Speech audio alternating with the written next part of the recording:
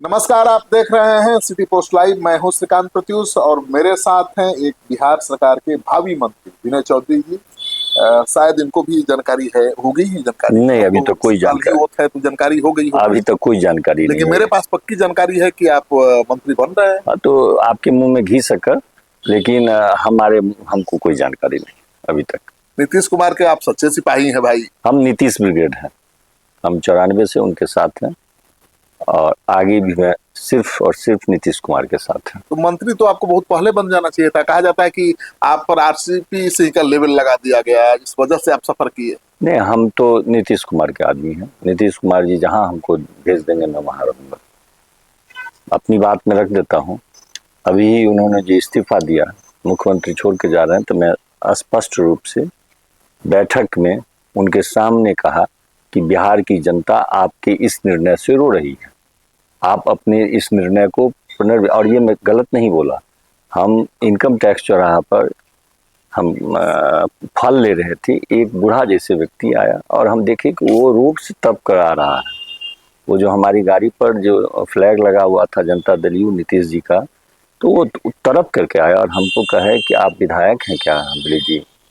तब तक मैं देख लिया नाम प्लेट पर, तो कहा कि जाइए मुख्यमंत्री जी का पांव पकड़िए और पांव पकड़ के उनको कहिए कि यह गलत निर्णय नहीं ले। राज्यसभा उनके लिए कौन सी सा चीज है कि कौन सा ख्वाब वो देख रहे हैं राज्यसभा। वो कितनों को राज्यसभा भेजे हुए हैं। ये आम लोगों की ये बात है। हम आम आदमी की उस बात को आपने माना? सीधा मैंने मुख्यमंत्री जी से मैंने कहा, मैं भावुक हो गया कहते कहते। उसके बाद उन्होंने हमसे जो हमारे साथ उनका जो एक वात्सल्य प्रेम जो रखता है, उसके तहत हमको कहे कि अब जाने दो।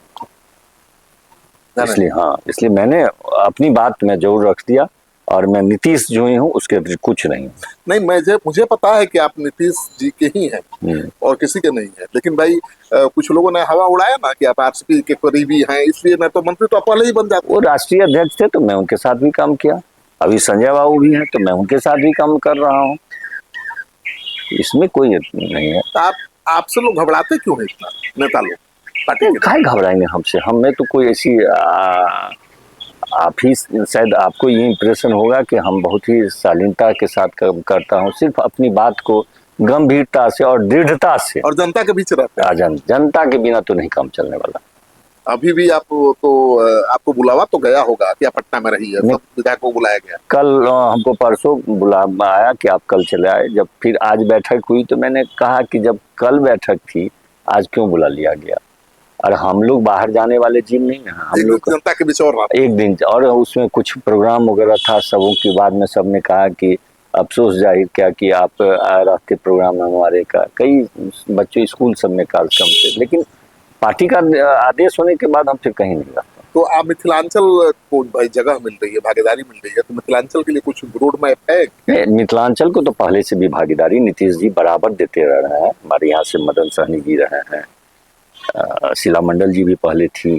तो हमारे मिथिलांचल से उनके का प्रेम रहा है। मेरा बनना नहीं बनना वो महत्वपूर्ण नहीं है। आज भी मैं कहता हूँ कि अगर ये हो जाए कि आप मंत्री चाहिए, आपको मंत्रिमंडल में जगह चाहिए कि नीतीश जी चाहिए या निशांत जी चाहिए, तो मैं कहूँगा नीतीश या निशांत चाहिए, मुझे मंत्रिमंडल नहीं चाहिए। मैं आज भी, अगर आपकी बात में दम है, मुझे नहीं पता है, लेकिन आपकी बात में अगर दम है तो मैं आज भी यह कहूँगा कि मुझे अगर नीतीश जी त्याग कर लिए तो निशांत चाहिए। तो निशांत तो नीतीश जी की भरपाई कर पाएंगे? अगर आपकी भी अगर कभी उनसे मुलाकात हुई होगी, मैं समझता हूं कि आप जैसे पुराने यहाँ पर जो एक गंभीर पत्रकारों से जो निश्चित रूप से बात हुई होगी। बात हुई है, बहुत शालीन है, बहुत समझदार है। नहीं, शालीन समझदार की बात मैं नहीं चर्चा हूँ। शालीनता में तो समझदार भी है। अभी के वर्तमान परिदृश्य में शायद कोई नेता का पुत्र नहीं वैसा है। बिल्कुल, नेता पुत्र का तो गुण ही नहीं। गुण है, एकदम नहीं है। नीतीश कुमार को कभी विवाद में लाया उन्होंने? कभी नहीं लाया। उनको कोई पहचानता था? हम लोगों के साथ अभी उन्होंने बातचीत किया, तो बातचीत के सिलसिले में उन्होंने बतलाया कि बिहार की स्थिति कैसी है। एकदम हूबहू मैं आपको बता रहा हूँ कि क्या पोजीशन है, क्या और आगे जरूरत है। पिताजी ने तो बहुत काम किया, उसके बाद भी क्या जरूरत है। तो उन्होंने उसके बाद एक से एक शुरू किया, 1 बाय 1 पूछा कि कृषि में और क्या करने की जरूरत है जिससे कि सुधार होगा। उसके बाद उन्होंने कहा कि स्वास्थ्य सेवा में क्या स्थिति है और क्या काम करना है। उन्होंने अपने ही पूछा कि क्या डॉक्टरों की उपस्थिति रहती है। उसके बाद उन्होंने शिक्षा के संदर्भ में 1 बाय 1 बात किया। उसके बाद पीएचडी का जल नल की बात की। किसी ने कह दिया कि पीएचडी योजना फेल है तो वो तो बहुत गंभीर है। तो मैं नहीं कहा कि नहीं, आपको धरातल की जानकारी नहीं है, पीएचडी योजना फेल नहीं है। पीएचडी योजना से कारगर, और मैं अपने मिथिलांचल की बात में कहता हूं कि अगर पिछले 2 साल से अगर जल नल नहीं रहता तो सैकड़ों आदमी बिना पानी के मर जाता। ये कोई अतिशयोक्ति नहीं मैं बता रहा हूँ, ये ग्राउंड रियलिटी कर रहा हूँ। आपको जानकारी होगा पानी की स्थिति ऐसी स्थिति थी कि मैं सरकार के खिलाफ ही खुद मैं एसपीटी इंजीनियर के कार्यालय में धरना पर बैठ गया। बिल्कुल, आप तो वैसे विधायक हैं जो लोगों की समस्या को लेकर सरकार के खिलाफ ही आप आंदोलन करते रहे। हम बैठ गए थे। उसके बाद बहुत सुधार हुआ, फिर पिछले साल भी सुधार हुआ, अभी भी सुधार की जरूरत है। जो मैंने उनको बताया, कुछ लोगों ने कहा कि जो मानक है उस अनुरूप मोटर है। हम बोले वो तो आप बदल गया है, जरूरत है पाइप बदलने की। पाइप की गुणवत्ता एकदम नहीं है, जिससे होता है कि पानी सप्लाई होता है।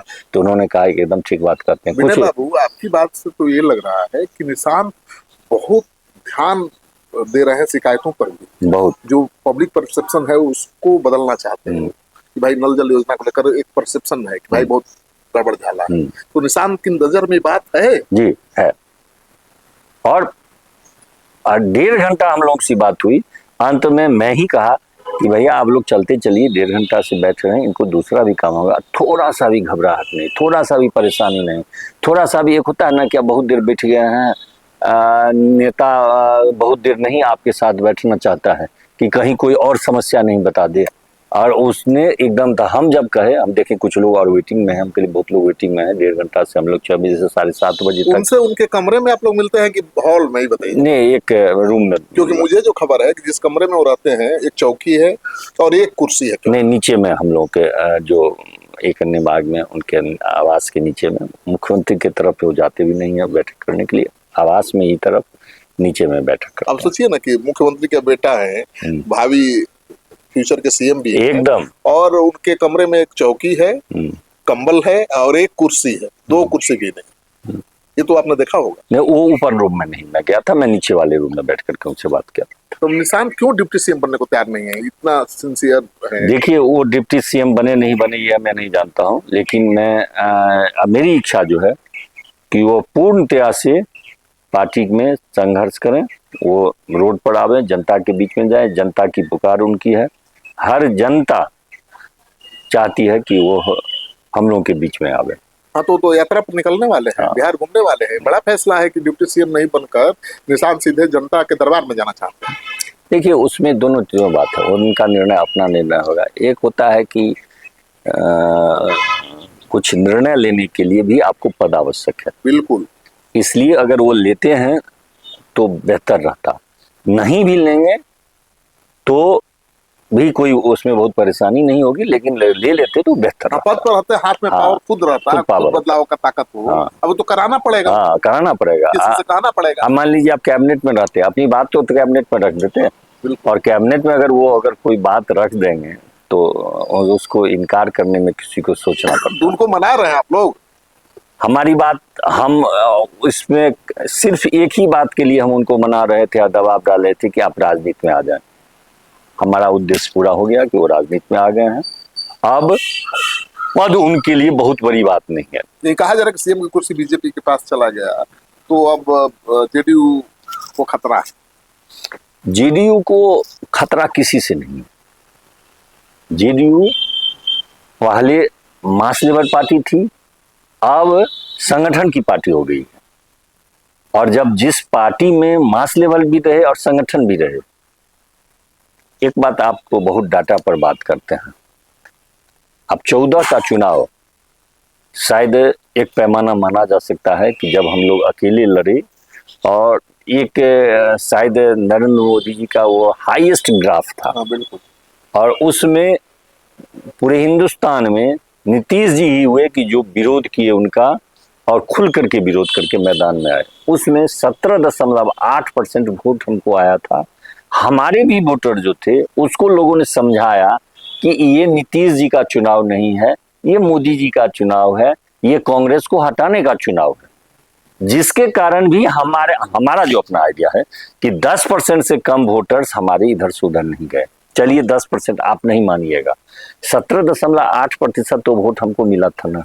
बिल्कुल, भले जीते रह जाए। नहीं जीते, क्या हुआ नहीं हुआ, इतना वोट। और हमारे हिसाब से हमारे अभी भी अत्यंत पिछड़ा और आज के तारीख में महिला कास्ट क्रीड के अतिरिक्त नीतीश जी के साथ है इतना। और वो सभी टकटकी नजर से देख रहा है कि निशांत जी आवे और संघर्ष करके हम लोग का नेतृत्व। विनय बाबू, लास्ट सवाल, ये सवाल इसीलिए उठ रहा है कि नीतीश कुमार इतने एक्टिव है, इतना मैंने कोई नौजवान को भी फेल कर दिया। हाँ, कल भी ठीक है, इतने एक्टिव हैं, इतने पावरफुल, मतलब 85 विधायकों वाली पार्टी के नेता हैं, और बिहार पूरा चाहता है कि नीतीश कुमार रहे, फिर क्यों बीजेपी को सीएम कुर्सी दे रहे हैं? ये सवाल उठेगा, उठ रहा है।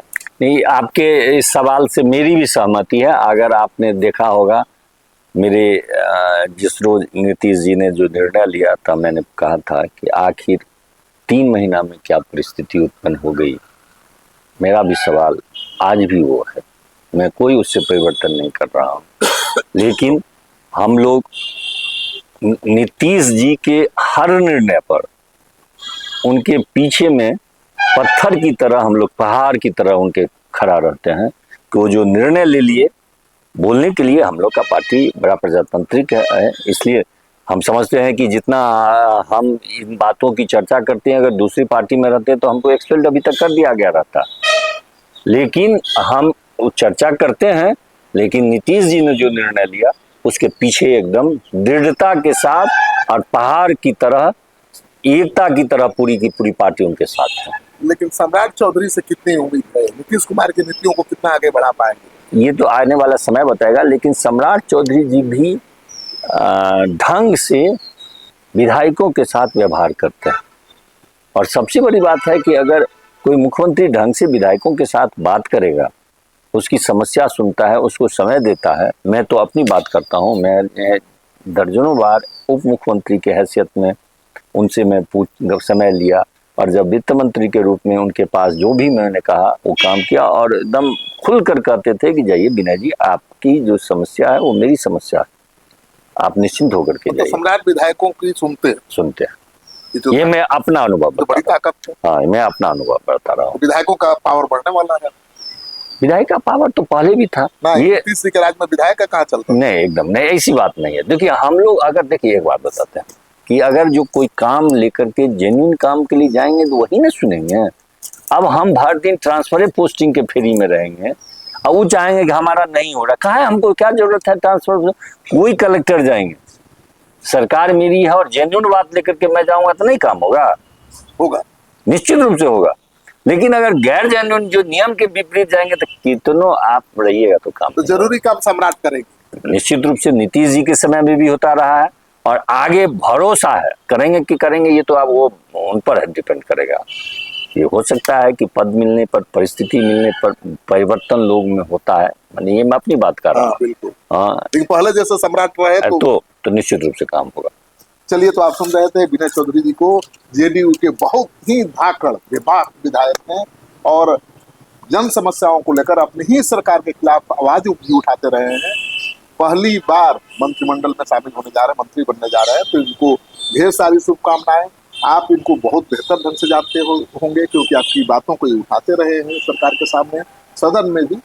तो इनके बारे में कमेंट करिए कि ये कैसे मंत्री साबित होंगे।